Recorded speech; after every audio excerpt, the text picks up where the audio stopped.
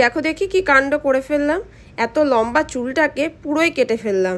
দেখেছো চুলটার কি অবস্থা হয়েছে, আমার পুরো শেষ হয়ে গেছে। শুধু আমি না, আমার বড় আমার সাথে সেদিন চুল কেটেছে। বিয়ের পর থেকে অপেক্ষায় ছিলাম কবে 1 বছর কাটবে, কবে আমি চুলটা একটুখানি কাটবো। বিয়ের আগেও আমার চুলটা লম্বাই ছিল, আর বিয়ের পরেও 1 বছর কাটতে পারিনি বলে দেখেছো কতটা লম্বা হয়েছে চুলটা। বাট নিচের দিকটা হয়ে গেছিলো পুরো ড্যামেজ, কারণ আমার আগে থেকে কালার করা ছিল।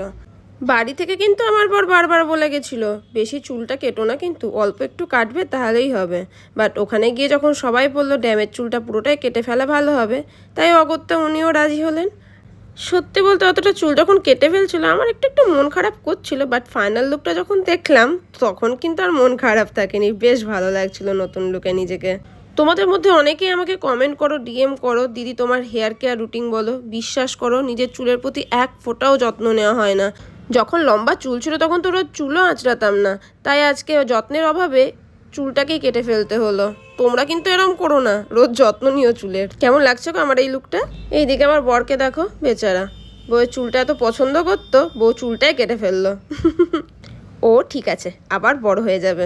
জানো নিজেকে অনেক বছর পর এরম ছোট চুলে দেখলাম, কারণ আমার বরাবরই খুব লম্বা চুল। তবে আমি এখন খুব চুলের যত্ন নিই, যাতে এত বড় চুল থেকে কেটে আবার এইটুকু চুল না করতে হয়।